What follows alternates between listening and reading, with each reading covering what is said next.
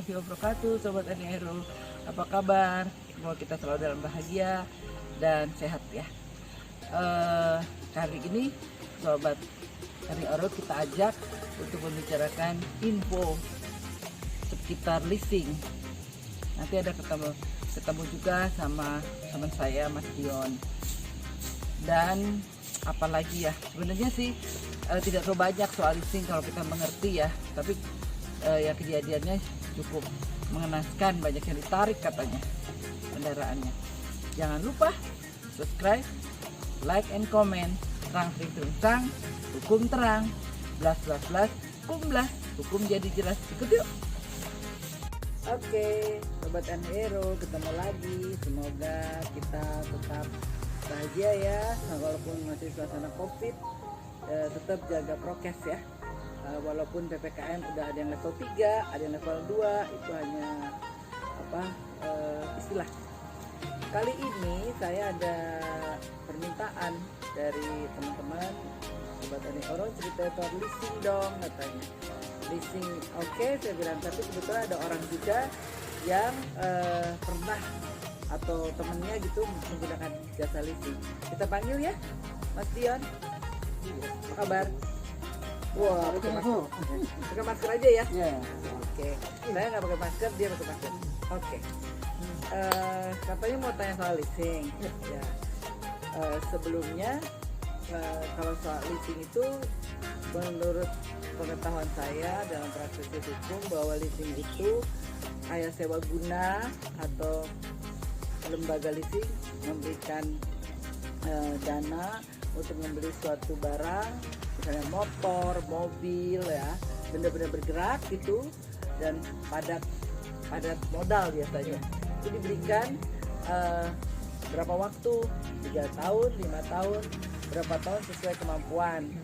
Nah, karena sifatnya pemberian hak sewa gitu, berarti kepemilikannya belum berpindah sebelum lunas. Dan itu jadi kayak sewa pakai aja, sewa guna gitu. Nah, itu yang harus dimengerti, dan setiap bulan harus bayar cicilan-cicilan. Nah, kalau kredit bisa benda-benda yang tetap, misalnya rumah, nyicil juga, cuman dia bunganya bisa lebih panjang. Biasanya kalau kredit bisa lebih dari 5 tahun, 10 tahun gitu ya kredit, apalagi kredit KPR bisa 15 tahun. Nah, kalau kredit itu bunganya itu ditentukan biasanya flat, dan nggak berapa tinggi karena jangka waktunya lama. Nah, kalau belum berpindah pun dia bisa menggunakan tetap. Kalau dia wan prestasi biasanya ditarik oleh lesornya sama yang memberikan. Nah, katanya Pak Dion ini, Mas Dion yang masih muda ya, itu ada kasus. Apa tuh kasusnya? Ya. Kira-kira kita bisa dengerin ya, Sobat Aniero, coba. Ya, terima kasih Bu Erni. Nah, itu kebetulan nih Bu, saya juga ingin ngobrol banyak nih tentang hal ini. Karena saya juga aktif di komunitas otomotif. Oh, otomotif. Ya, kemudian baru-baru ini itu terjadi, khususnya ini kan masa pandemi, terkait dengan proses pembiayaan. Nah, ini untuk teman-teman yang Grab bike atau motor maupun Grab car, ini mengalami kendala nih Bu. Ada beberapa yang terjadi kasusnya itu diambil paksa di tengah jalan pada saat dia sedang bekerja. Nah, dari sisi hukum kira-kira apakah memang seperti itu aturannya atau seperti apa nih Bu? Ini kebanyakan udah Grab lagi jalan, ya. dia leasing. Ya betul, dia masih tiba-tiba dia kredit.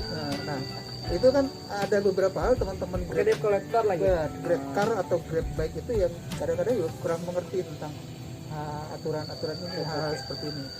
Ya, memang nih kalau boleh arahan ya sama penyedia jasa keuangan, leasing atau perbankan, memang kadang-kadang mereka kurang sosialisasi penyuluhan. Nih kalau leasing tuh begini, jadi bahasa hukumnya harus diterangin sebenarnya.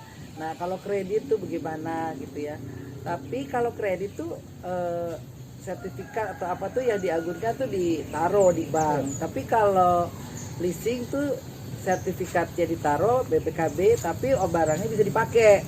Itu bedanya ya. Kalau leasing bisa dipakai kemana-mana juga, jalan-jalan. walaupun yang kredit kepemilikan rumah tuh bisa menggunakan, cuman sertifikatnya ditahan juga ya. Nah, kenapa dia mungkin diberhentikan di jalan? Mungkin dia udah berapa kali dapat peringatan, tapi dia tidak menggubris atau mungkin dia tidak merespons atau menjawab. Mungkin dia harusnya jawab aja, Pak, atau saya belum bisa melunasi karena apa. Tapi memang sebaiknya tidak berhenti ya, tidak di stop gitu ya. Atau dia itu aja minta bantuan lembaga konsumen. Minta bantuan lembaga konsumen gimana ini kita udah bayar tapi hari ini nggak, karena COVID kali ya, banyak yang nggak bisa mampu bayar. Nah, udah denger kan tentang leasing dan 10 lebih tentang kredit.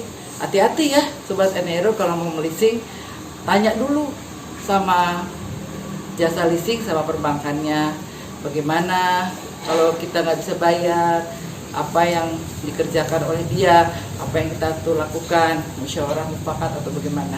Mudah-mudahan Sobat Enero terjaga selalu dan pinjam uangnya sesuai kemampuan. Think positive, be happy, always bersyukur. Bye bye. Wassalamualaikum warahmatullahi wabarakatuh.